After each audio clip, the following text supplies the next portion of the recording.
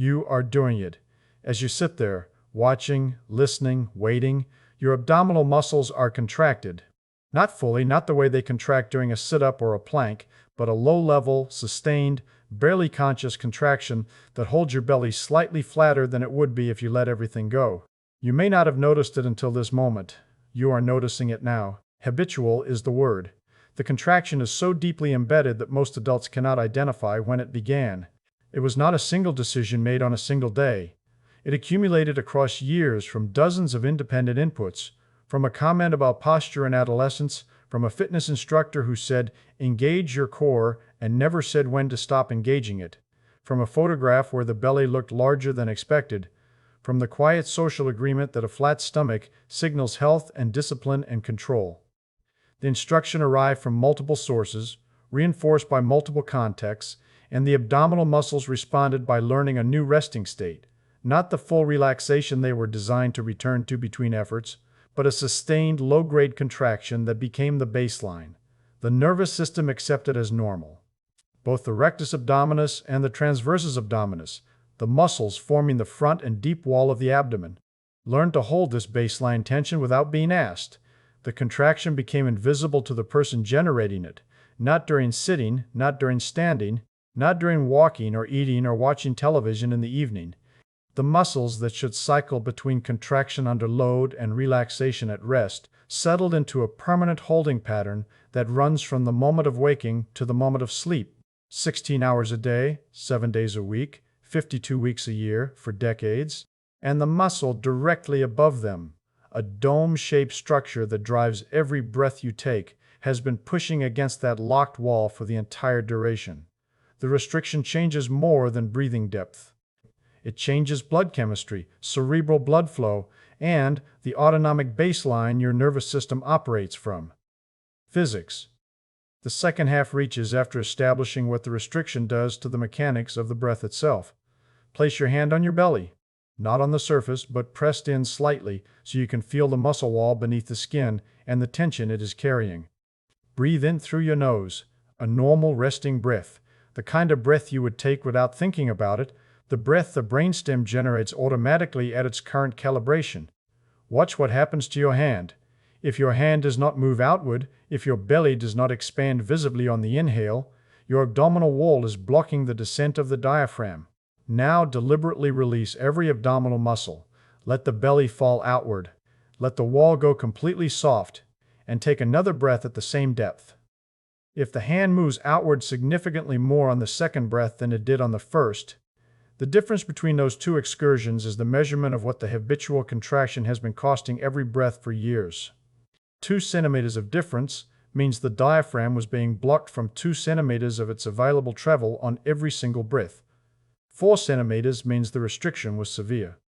The hand is a measuring instrument. The first breath was the restricted baseline.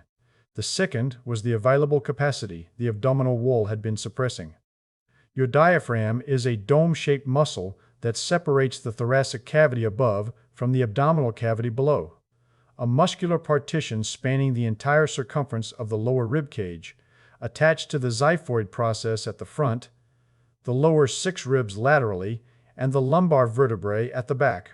During inhalation, the diaphragm contracts and its dome descends, flattening downward into the abdominal cavity, increasing the volume of the thoracic cavity above it and creating the negative pressure that draws air into the lungs. Full diaphragmatic excursion. The distance the dome travels from its resting position to its fully contracted position is approximately 7 to 11 centimeters during deep breathing, as de Troyer and Esten described in Physiological Reviews. That excursion is the engine of every breath. The volume of air your lungs receive on each inhale is directly proportional to how far the dome descends. During each inhale, the diaphragm pushes downward. The abdominal contents must accommodate it. In a relaxed abdomen, the viscera, stomach, intestines, liver, spleen, shift anteriorly and inferiorly as the dome descends and the abdominal wall expands outward to make room. The belly moves outward on the inhale. This is not a breathing technique, it is the physics of pressure and volume. The thoracic volume increase that draws air into the lungs requires the abdominal cavity to accept the descending diaphragm. If the abdominal wall will not yield, the diaphragm cannot fully descend. A chronically contracted abdominal wall will not yield. The rectus abdominis and the transversus abdominis create a rigid anterior wall that the descending dome pushes against, and the dome loses the mechanical contest because the abdominal muscles, under voluntary tonic contraction, generate more force than the diaphragm generates during a resting breath. The diaphragm is optimized for endurance. It contracts at low force thousands of times per day for an entire lifetime without fatigue. It is not optimized for overcoming external resistance. A voluntarily contracted abdominal wall provides exactly the kind of resistance the diaphragm was never designed to push through. Diaphragmatic excursion decreases by an estimated 30 to 40% when the abdominal wall is voluntarily contracted versus fully relaxed. Each breath is shallower than it should be. Each breath moves less air than the lungs can accept. The tidal volume, the volume of air exchanged in a single resting breath, typically 500 milliliters in an adult, falls in direct proportion to the excursion restriction. A diaphragm operating at 60% of its available excursion delivers approximately 300 milliliters per breath instead of 500, a deficit of 200 milliliters repeated 12 to 20 times per minute, every minute of the waking day. Breathing does not stop. The respiratory centers in the brainstem maintain ventilation regardless of the restriction, but the compensation is costly. The breathing pattern shifts upward from diaphragmatic breathing, where the dome does the primary work and the belly moves outward, to thoracic breathing, where the intercostal muscles between the ribs expand the chest laterally and the accessory muscles in the neck and upper shoulders lift the rib cage from above.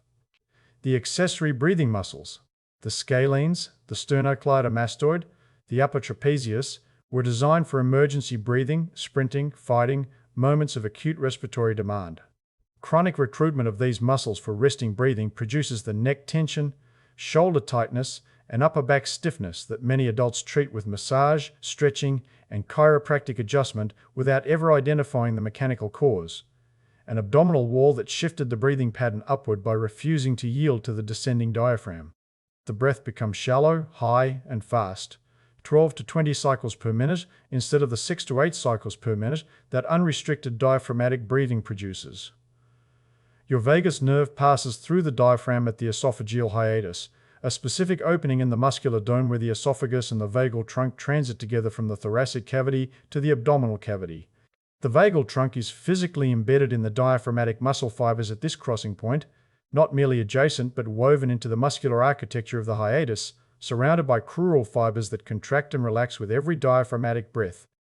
Each full diaphragmatic contraction mechanically compresses and releases the vagal trunk. A gentle, rhythmic stimulation that occurs with every breath the diaphragm takes at full excursion. The crural fibers squeezing the vagal trunk during contraction and releasing it during relaxation in a pulsed pattern that the brainstem reads as a timing signal for parasympathetic output. While slow, deep diaphragmatic breathing at 6 breaths per minute produces 6 mechanical vagal stimulations per minute, 6 compression release cycles at the hiatus, each one contributing to the parasympathetic tone that governs heart rate variability, inflammatory regulation, digestive motility, and autonomic flexibility. Vagal tone is not a fixed quantity. It is a dynamic output maintained by continuous input, and the diaphragmatic breathing cycle is one of its primary mechanical sources. When the diaphragm is restricted by a contracted abdominal wall, 2 mechanisms reduce this vagal input simultaneously. The excursion at the hiatus is shallower. Less compression of the vagal trunk with each breath, less release, weaker mechanical stimulation per cycle. And the breathing rate increases to compensate for reduced tidal volume. The elevated rate, 12 or more breaths per minute instead of the 6 to 8 the unrestricted pattern produces. But the faster rate does not compensate for the lost vagal stimulation because rapid shallow breathing produces rapid shallow compression cycles that do not reach the amplitude the vagal trunk requires for full activation. The net effect is reduced parasympathetic input from both mechanisms, less per breath and less per minute, despite more breaths per minute. If you have experienced afternoon anxiety without an identifiable cause, a persistent low-level tension not attached to any specific worry, a background unease that therapy addresses psychologically but that returns because the origin is not psychological, the abdominal wall you are holding may be the mechanical source. The sensation is autonomic, the nervous system operating at a sympathetic baseline, because the diaphragm cannot generate the mechanical vagal stimulation that would shift the balance toward parasympathetic rest. Fitness instruction teaches abdominal engagement as a protective mechanism. Engage your core before lifting, before squatting, before any loaded movement. Under load, the instruction is correct. The abdominal wall compresses the abdominal contents, creating intra-abdominal pressure that supports the lumbar spine anteriorly. The hydraulic cylinder, the rib flare discussion described, as Kolar and colleagues established in clinical biomechanics, documenting the postural function of the diaphragm in stabilizing the lumbar spine. Under a barbell, this pressure is protective. During a heavy deadlift, it prevents spinal flexion. For the 5 seconds the load is held, the bracing is essential. And then, the instruction migrated. Engage your core became a lifestyle rather than a lifting cue. The 5-second bracing contraction that protects the spine during a loaded squat became a 5-hour contraction during a workday, became a 16-hour contraction during a waking day. The fitness industry taught the instruction without temporal boundaries, without specifying that the core should engage under load and release when the load is removed. The cosmetic motivation reinforced the missing boundary. A flat stomach looks better than a relaxed one. The contraction produces the appearance of fitness even at rest, and the social feedback loop rewarded the holding pattern without anyone examining what the sustained compression was doing to the systems beneath the abdominal wall.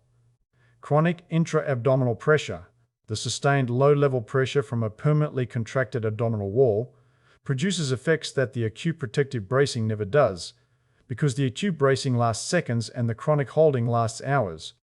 Sustained compression of the abdominal viscera restricts venous return through the inferior vena cava. The major vein carrying blood from the lower body back to the heart passes vertically through the abdominal cavity, and chronic compression reduces its effective diameter and impedes the upward flow of venous blood, contributing to the lower extremity pooling and evening ankle swelling that the lymphatic discussion covered from a different mechanism. Sustained diaphragmatic restriction reduces lymphatic pumping through the thoracic duct. The diaphragm is the primary pump for core lymphatic return, generating negative thoracic pressure on each inhale that draws lymph upward through the thoracic duct, and each restricted breath delivers a weaker pumping stroke. Sustained abdominal rigidity reduces gastrointestinal motility. The peristaltic contractions that move food through the digestive tract require the viscera to deform and shift within the abdominal cavity, and a rigid wall limits this movement. The bloating, the sluggish digestion, the sensation of fullness that persists longer than it should. For some adults, these trace back to an abdominal wall that was never released. An instruction designed to protect the spine during a 5-second lift is compressing the venous, lymphatic, and digestive systems for 16 hours a day. The protection became the pathology because the temporal context was lost. You now know the mechanical restriction. The diaphragm pushing against a locked wall, the excursion reduced by 30 to 40%, the vagal stimulation at the hiatus weakened, the protective instruction that migrated from a 5-second lift to a 16-hour day. The question changes from the mechanics of the restricted breath to what the altered breathing pattern does to the brainstem's default calibration, to blood chemistry, and to blood flow in the brain. Because the compensation the brainstem makes for the restricted diaphragm produces consequences the abdominal wall never intended. Over time, the respiratory centers in the brainstem establish a default breathing pattern based on the mechanical conditions they encounter, as Hodges and Gandevia demonstrated in the Journal of Physiology, documenting the interaction between abdominal muscle activity and respiratory motor control. The brainstem's respiratory pattern generator does not operate from a fixed program. It continuously calibrates to the mechanical feedback it receives from the chest wall, the diaphragm, and the abdominal compartment.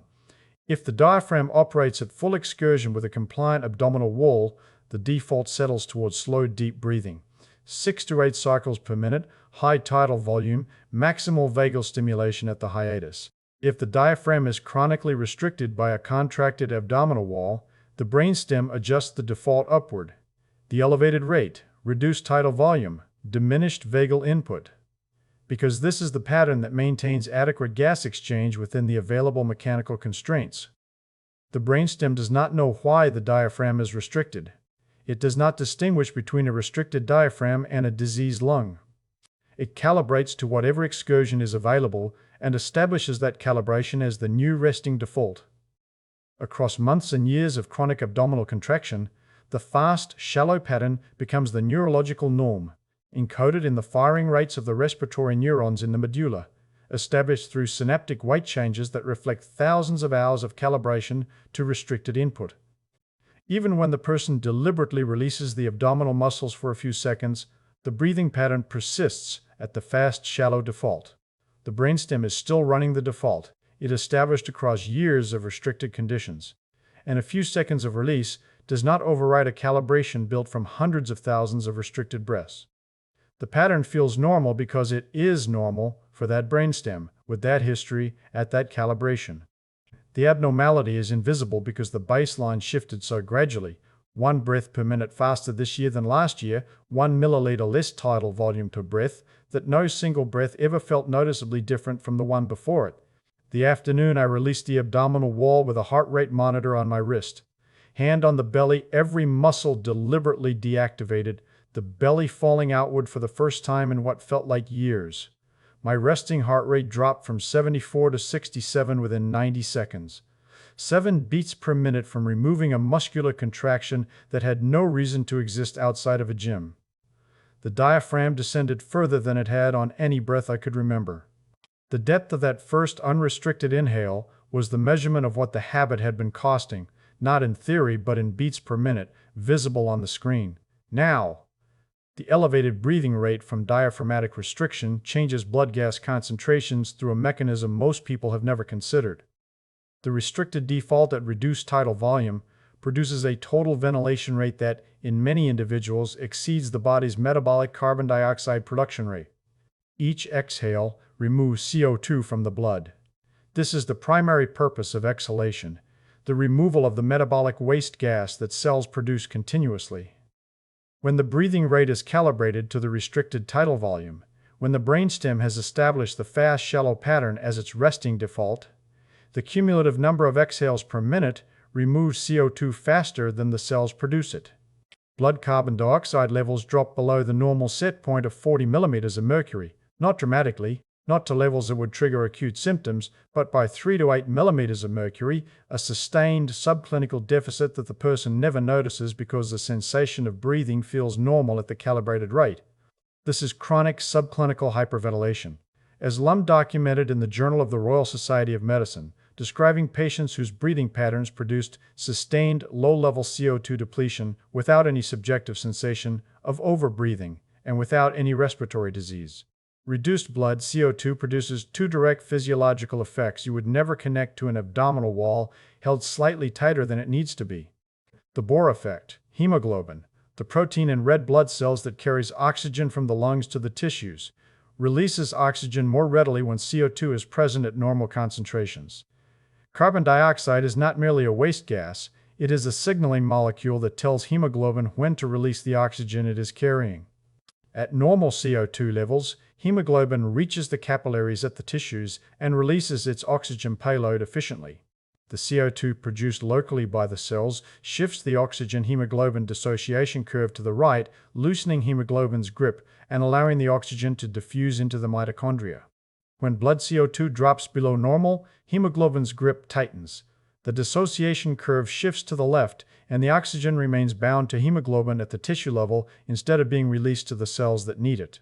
Blood oxygen saturation on a pulse oximeter may read 98 or 99%, fully normal, while the oxygen delivery to the mitochondria is meaningfully reduced because hemoglobin is holding on. The oxygen is in the blood circulating normally, but it is not reaching the cells. And then, cerebral vasoconstriction. The arterioles that supply blood to the brain are among the most CO2-sensitive vessels in the body.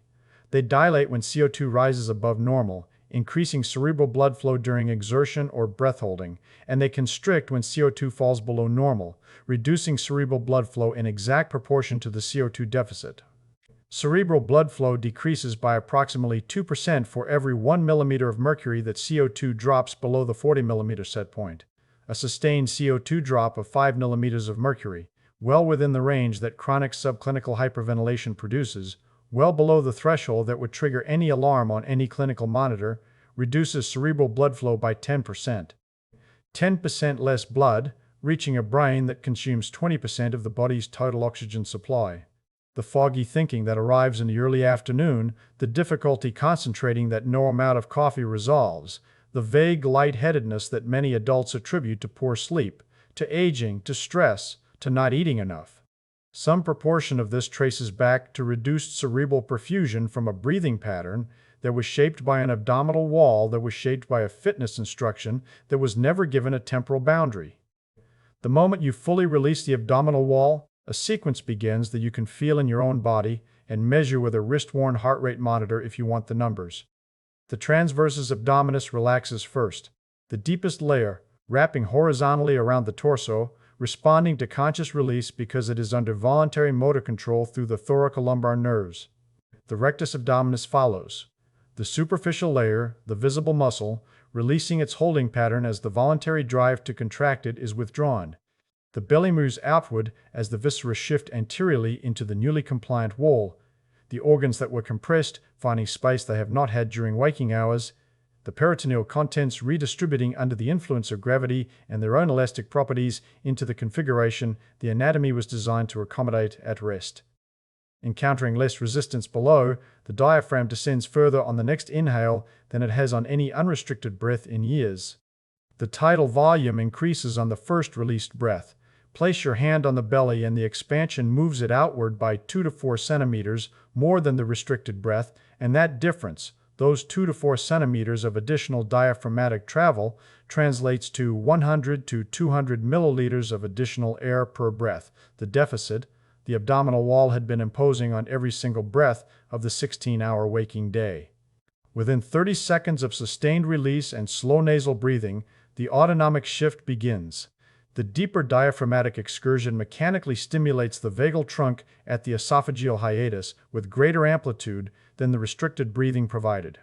The crural fibers compressing and releasing the nerve at an amplitude and rate the brainstem has not received in years.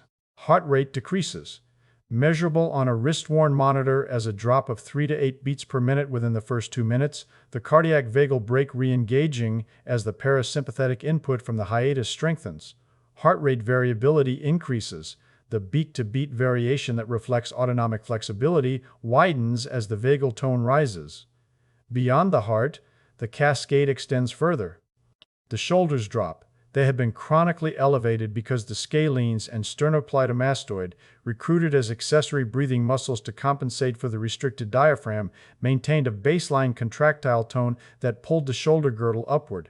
As the diaphragm resumes its primary breathing role, the accessory muscles stand down and the shoulders return to a position they have not occupied since the abdominal holding began.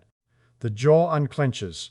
The masseter and temporalis muscles, which maintain increased tone under sympathetic dominance, reduce their resting contraction as the parasympathetic system re-engages. The global muscle tension that you attributed to stress was, in part, autonomic, driven by the sympathetic baseline the restricted breathing produced. What makes this remarkable? No intervention occurred. No stretch, exercise, supplement, or technique. You stopped contracting muscles that had no reason to be contracted outside of a loaded lift, and every downstream system that the contraction was suppressing began returning toward the values the unrestricted anatomy produces. The breathing deepened because the diaphragm could descend. The heart rate dropped because the vagal stimulation increased. The shoulders released because the accessory muscles were no longer needed. The CO2 began normalizing because the breathing rate slowed. The release is the intervention. The wall was the obstruction. The physics was waiting on the other side of a muscular contraction that had been running on autopilot for years. That sequence, heart rate dropping, breathing deepening, shoulders releasing, the fog beginning to thin, is why I interrupt the contraction whenever I notice it now. Standing in line, sitting at the desk, driving. Hand on the belly, muscles released, the diaphragm descending into space the abdominal wall had been stealing. Not as a breathing exercise. As a cessation, stopping the contraction that has no mechanical purpose outside of a loaded lift. Anyone with a diagnosed hernia, diastasis recti, or active spinal instability should consult their physician before deliberately releasing habitual abdominal bracing. The tension may be serving a compensatory stabilization function that should be assessed before removal. 3 times per day, morning, midday, evening, spaced to interrupt the habitual re-engagement at intervals that prevent the contraction from running unchecked for more than 4 to 5 hours.